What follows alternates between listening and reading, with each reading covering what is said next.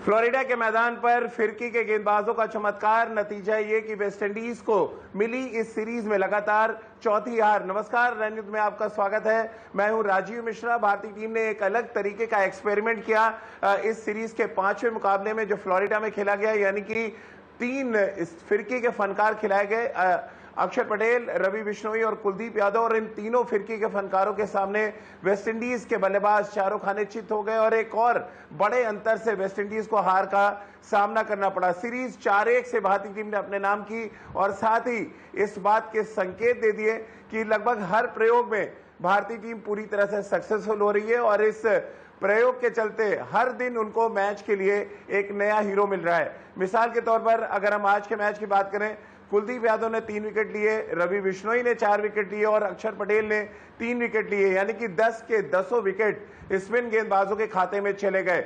West Indies के बल्लेबाजों को एक भी फिरकी के फनकार की हवा में घूमती गेंदें समझ नहीं आई। नतीजा ये कि एक एक करके रेगुलर इंटरवल्स पे विकेट गिरते रहे और वेस्टइंडीज इस सीरीज के आखिरी मुकाबले में भी अपना इंपैक्ट नहीं छोड़ पाई। अगर हम भारतीय टीम के बदलाव की बात करें, रोहित शर्मा इस मैच में नहीं खेले, रविंद्र जडेजा को पहले ही आराम दे दिया गया था और कुल मिलाकर एक नई टीम इंडिया यहां पे खेलती हुई नजर आई थी, जिसके कप्तानी हार्दिक पांड्या कर रहे थे। हार्दिक पांड्या जो लगातार अपनी कप्तानी से सबका दिल जीत रहे हैं। एक बार फिर ना सिर्फ उन्होंने मैच जीता बल्कि अपनी कप्तानी से, अपने बॉलर्स के चेंज से सबका दिल जीतने में वो कामयाब रहे। इसके अलावा बात श्रेयस अय्यर की करें, जिन्होंने पारी की शुरुआत की ईशान किशन के साथ, उन्होंने अर्धशतक लगाया और दीपक हुड्डा ने एक बार फिर बड़ा कंट्रीब्यूशन दिया और उनके कंट्रीब्यूशन की वजह से भारतीय टीम एक सम्मानजनक स्कोर तक पहुंची और उसके बाद बाकी का काम गेंदबाजों ने किया।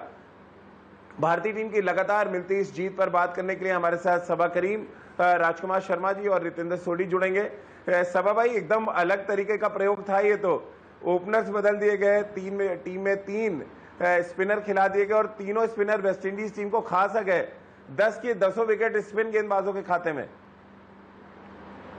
देखिए राजीव, ये एहसास दिला रहा है कि भारतीय टीम को विश्वास कितना ज़्यादा है अपने बेंच स्ट्रेंथ के ऊपर।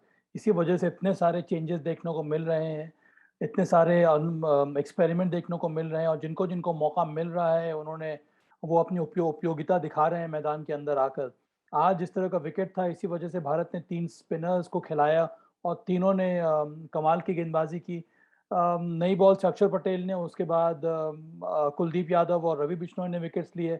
और वेस्टइंडीज़ की टीम, इसके बारे में हम लोग बात कई बार कर चुके हैं कि एक यंग टीम है, पर यंग टीम के साथ साथ वो जो एप्लीकेशन देखना चाहिए, वो टेम्परामेंट जो देखना चाहिए, जो स्किल देखना चाहिए स्पिनर्स के विरुद्ध, वो देखने को मिला नहीं। तो बहुत बहुत ज़्यादा काम करना होगा वेस्टइंडीज़ को अगर उनको आगे बढ़ना है और विश्व कप जो होने वाला है अक्टूबर में, वहाँ पर दावेदारी पेश करनी है। तो पर ओवरऑल भारतीय टीम का जलवा देखने को मिला। अंतिम T20 मुकाबले में भी हार्दिक पांड्या ने अच्छी कप्तानी की, बीच में आकर रन भी बनाए, श्रेयस अय्यर की अच्छी बल्लेबाजी रही। तो ओवरऑल ये दर्शा रहा है कि दोनों टीमों में भारत की क्वालिटी कितनी ज़्यादा ऊपर है वेस्टइंडीज से। राजकुमार सर, अगर हम बात करें आज के इस नए प्रयोग की, पिछले कुछ सालों में भारतीय तेज गेंदबाजों के प्रदर्शन और उनकी ताकत पर हम बहुत चर्चा करते रहे, लेकिन आज के मैच को देखकर लग रहा है कि हम 70s और 80s में भारतीय स्पिनर्स के युग में पहुंच गए, जहां पे रवि बिश्नोई 4 विकेट लेते हैं, कुलदीप यादव 3 विकेट लेते हैं और अक्षर पटेल 3 विकेट लेते हैं। और ऐसा लग रहा था कि पेस बॉलर्स का कोई रोल ही नहीं बचा है। भारतीय स्पिनर्स इस कदर छा गए फ्लोरिडा के मैदान पर। बिल्कुल राजीव, बहुत बड़ा एक्सपेरिमेंट था कि 3 आप स्पिनर्स के साथ खेल रहे हैं, लेकिन बहुत शानदार गेंदबाजी की तीनों ही ने। और अगर उनका आप रन रेट भी देखें तो बहुत ही इकोनॉमिकल था और वेस्टइंडीज़ के बल्लेबाजों के पास कोई क्लू नहीं था कि किस तरह क्वालिटी स्पिन गेंदबाजी खेलनी है, जो ये तीनों ने वहाँ पर गेंदबाजी की। तो जैसा कि अभी सभा ने भी कहा कि काफ़ी डिफरेंस है भारतीय टीम में और वेस्टइंडीज़ टीम में। उन्हें बहुत ज़्यादा आइडिया नहीं है, अभी एक यंग टीम है, ट्रांजिशन पीरियड में है वेस्टइंडीज़ की टीम। लेकिन ये एक फॉर्मेट ऐसा है जिसमें माना जाता है कि वेस्टइंडीज़ एक स्ट्रॉन्ग टीम होगी, लेकिन यहाँ पर भी भारतीय स्पिनर्स ने दिखाया कि अगर क्वालिटी है तो उसका कोई जवाब नहीं है वेस्ट इंडियन बल्लेबाजों के पास। हेडमायर को छोड़ दें तो कोई भी बल्लेबाज इवन पढ़ भी नहीं पा रहा था वेरिएशंस को। तो कहीं ना कहीं ये एक्सपेरिमेंट जो भारत ने किया काफ़ी सक्सेसफुल हुए, लेकिन उसमें बहुत बड़ा योगदान वेस्ट इंडीज़ की टीम का भी है कि जो बिल्कुल भी कंपटीशन नहीं दे पाई भारत को, ना वनडे सीरीज़ में ना T20 सीरीज़ में। बिल्कुल। और रितेंद्र सिंह सोढी भी हमारे साथ इस चर्चा में शामिल हो रहे हैं। रितेंद्र, ये तो वैसा ही हाल कर दिया भारतीय स्पिनर्स ने जैसा कभी 80s और 90s में वेस्ट इंडीज के तेज गेंदबाज भारतीय बल्लेबाजों का करते थे। यानी कि बदला लिया गया एक अलग अंदाज में। 10 के 10 विकेट अगर हम निकाल रहे हैं किसी भी टीम के और स्पिनर्स ले जा रहे हैं, तो ये कहानी बहुत कुछ बयां करती है क्वालिटी ऑफ बॉलिंग की, क्वालिटी ऑफ एप्लीकेशन की और क्वालिटी ऑफ अप्रोच की, जो वेस्ट इंडीज में नदारत थी लेकिन हिंदुस्तान की टीम में नजर आया। राजीव, अगर हम बात करते हैं भारतीय स्पिनर्स की, देखिए हमारा जो स्पिन क्वालिटी है वो बहुत बेहतर है।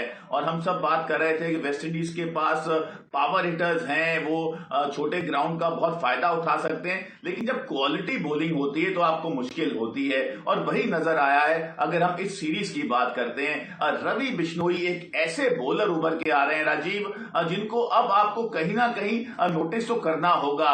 He is becoming a hot contender for T20 world cup. बहुत अच्छी बॉलिंग की है और तमाम स्पिनर्स ने बहुत अहम रोल यहां पे निभाया है, तो बहुत बड़ी जीत है ये। और यहां पे अगर हम मनोबल की बात करते हैं भारतीय टीम का, वो बढ़ेगा, क्योंकि यहां से आप सीधा अब T20 वर्ल्ड कप में जाएंगे।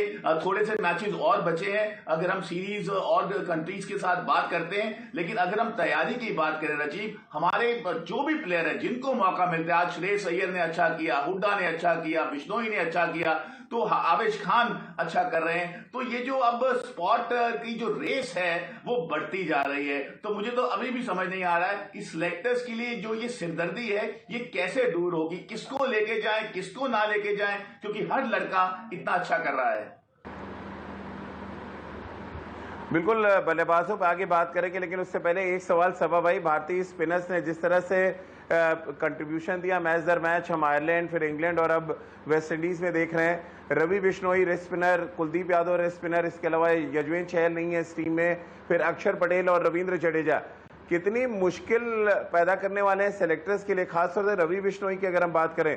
क्या दो रेस्ट स्पिनर्स आप देख रहे हैं एशिया कप और वर्ल्ड कप में, रवि बिश्नोई और यजुवेंद्र चहल को, या आप कुलदीप यादव का भी एक बड़ा दावा देख रहे हैं, 4 ओवर में 13 रन 3 विकेट?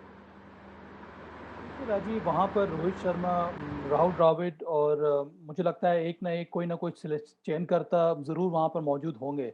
यहाँ पर काम उनके लिए कठिन हो गया है। आपको ध्यान ये रखना है कि आपको जो मुकाबला हो रहा था वहाँ पर किस तरह की क्वालिटी थी, इन सब चीज़ों को ध्यान में रखकर ही आपको टीम चुनना होगा। तो हम यहाँ पर बात कर रहे हैं रवि बिश्नोई की या फिर कुलदीप यादव की या फिर अक्षर पटेल की।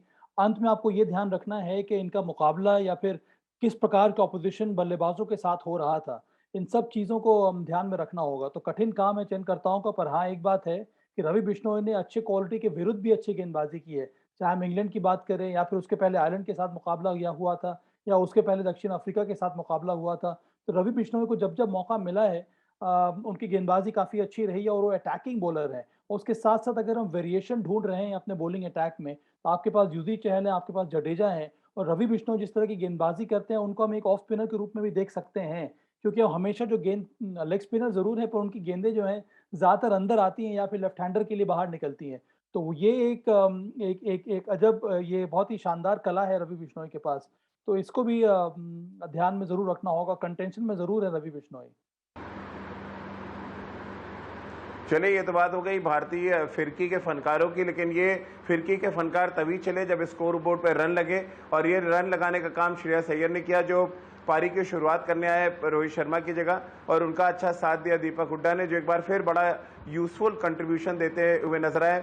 2 तस्वीरें आपको दिखाते हैं, एक तरफ श्रेयस अय्यर, दूसरी तरफ दीपक हुड्डा, और दोनों के कंट्रीब्यूशन की वजह से भारतीय टीम एक बड़े स्कोर तक पहुंचा। हालांकि फ्लोरिडा के मैदान पर, यानी कि लॉन्ड्रेल के मैदान पर ये स्कोर छोटा ही कहेंगे, क्योंकि इससे पहले के हम कुछ मैचेस याद करें 200 से ज़्यादा रन बने और वो रन चेज भी हुए। लेकिन दोनों मैच जो देखें, यहाँ पिच थोड़ा स्लो थी। रोहित शर्मा ने भी पहले मैच में अपनी प्रेस कॉन्फ्रेंस में मारा था, और कुछ इसी तरह की बात हार्दिक भी करते नजर आए। लेकिन एक बोल्ड डिसीजन था, टॉस जीतकर पहले बल्लेबाजी करना, स्कोर बोर्ड पे 180 प्लस का स्कोर लगाना, और उसके बाद अपने स्पिन गेंदबाजों को मौका देना कि वो मैच जिता कर ले जाए। अब श्रेयस अय्यर ने राजकुमार जी पारी की शुरुआत की, इससे पहले सूर्य कुमार यादव ने की। ये क्या प्रचलन बन जाएगा आपकी मिडिल ऑर्डर के बैट्समैन ओपन करने लगेंगे T20 में?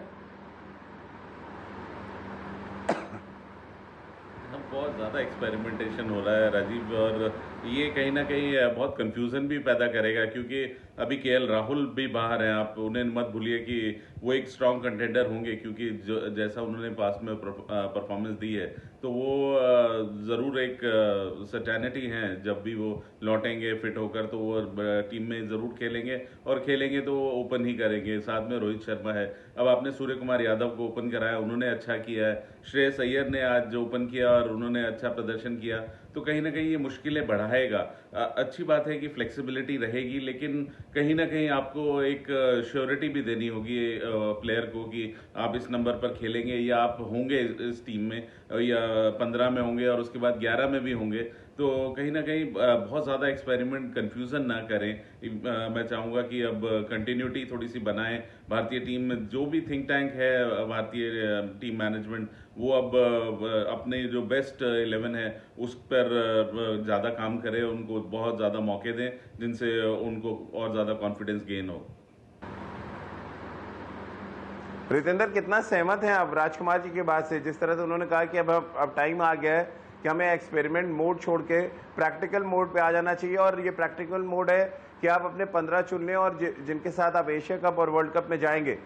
श्रेयस अय्यर मुझे नहीं लगता कि पहली चॉइस होंगे ओपन के लिए, लेकिन एक उनको मौका देना था आपको खिलाने के लिए, इसलिए आपने उनको ओपन करा दिया। जी हाँ राजीव, देखिए यहाँ पे बहुत अब अजीब सी कहानी हो रही है, क्योंकि आप श्रेयस अय्यर को राइट ऑफ करते हैं, ऐसा लगता है शायद वो नहीं T20 वर्ल्ड कप में अपनी जगह बना पाएंगे, वो रन बना देते हैं। आप आवेश खान के लिए सोचते हैं, शायद उनका ग्राफ नीचे, वो आके चैंपियन बॉलिंग कर देते हैं। अर्शदीप सिंह को जब मौका मिलता है वो अच्छा कर रहे हैं, रवि बिश्नोई अच्छा कर रहे हैं। तो अब जो ये कंटेंडर्स हैं ये बढ़ते जा रहे हैं। तो जी हाँ, जरूरी है, जैसे राजकुमार जी कह रहे हैं कि आपको अब कहीं ना कहीं माइंड बनाना होगा, क्योंकि अब ऐसा नहीं है कि आपको प्लेयर्स नहीं मिल रहे हैं, अब ऐसा है कि आपको प्लेयर्स इतने ज्यादा मिल रहे हैं, किसको लेके जाना है। तो जी हाँ, there can be some heart breaks, लेकिन बेस्ट टीम चुनी जाएगी, और जितनी जल्दी चुनी जाए, जितना जल्दी क्लैरिटी हो, एम्बिग्यूटी नहीं होनी चाहिए कि किसी को लगे मैं जा रहा हूं या नहीं जा रहा हूं, क्योंकि आपको ऑस्ट्रेलिया में जाके खेलना है, उन कंडीशंस की तैयारी भी करनी है। तो बहुत इंपॉर्टेंट है कि अब आप अगर बता देंगे प्लेयर को कि he has very strong chance of making it to the team, वो अच्छी बात है। कहीं ना कहीं उसकी जो तैयारी है अभी से ही शुरू हो जाएगी। बिल्कुल। और दीपक हुड्डा, सभा भाई, दोनों हाथों से एक तरफ हर मौके को कैश कर रहे हैं, आखिरी मुकाबले में भी उन्होंने अपना इम्पैक्ट छोड़ा। वहीं दिनेश कार्तिक एक इनिंग्स अभी तक खेल पाए 5 मैचों में, बैटिंग लगभग हर मैच में आई। कैसे आप देख रहे हैं? एक तरफ प्रॉब्लम थोड़ी बढ़ी है फिनिशर के रोल में, वहीं ऑप्शन आपको मिल रहे हैं दीपक हुड्डा जैसे खिलाड़ी। हाँ राजीव, पर वो बहुत कठिन पोजीशन है, वहाँ पर आप ज़्यादा फेरबदल कर नहीं सकते हैं। जिस तरह के विकेट्स मिले हैं वेस्ट इंडीज़ में या फिर फ्लोरिडा में ही, वहाँ पर एक पावर हिटर के लिए या फिर अंतिम के ओवर्स में आकर तेज़ गति से रन बनाना आसान नहीं रहा है। अब यहाँ देखा है हम लोगों ने कि जो बड़े बड़े पावर हिटर्स हैं वेस्ट इंडीज़ को, उनकी क्या हालत हुई। आप रॉमन पाउल को देख लें, हेटमायर को देख लें, एक ही अर्धशतक उन्होंने भी लगाया है। तो कोई ऐसे प्लेयर्स संघर्ष करते हुए नजर आए हैं इस प्रकार की विकेटों पे। तो इन सब चीज़ों का भी ध्यान रखना होगा चयनकर्ताओं को, जब वो सोचेंगे कि नंबर 6 नंबर 7 की जगह किसको मिलनी चाहिए। दिनेश कार्तिक ने अलग अलग कंडीशन में रन बनाए हैं इस श्रृंखला में भी। एक उन्होंने शानदार पारी खेली थी, वो एक मैच विनिंग पारी थी। तो यहाँ पर आपको रिस्क लेकर शॉट्स लगाने होते हैं, और कई बार उसमें आपको सफलता मिलती है, कई बार आप अच्छा नहीं कर पाते हैं। पर इसका ये मतलब नहीं है कि आप बहुत जल्दी वहाँ पर फेरबदल करते रहें। तो मैं तो यही चाहता हूँ कि कुछ इसी प्रकार के कॉम्बिनेशन के साथ भारत आगे जाए। जैसा कि सोडी ने भी कहा कि अब तो समय आ गया है कि आप एशिया कप की टीम को अनाउंस करें, ताकि उसके बाद थोड़ी और स्थिरता नजर आएगी। कम से कम कौन कौन ऐसे खिलाड़ी होंगे जो 15 में नजर आएंगे। चलिए सभा भाई, बहुत बहुत शुक्रिया आपका। रितेंद्र, आपका भी बहुत बहुत शुक्रिया, और राजकुमार सर, आपका भी बहुत बहुत शुक्रिया हमारे साथ जुड़ने के लिए। तो लगातार बायलैटरल सीरीज में भारतीय टीम T20 फॉर्मेट में शानदार प्रदर्शन कर रही है।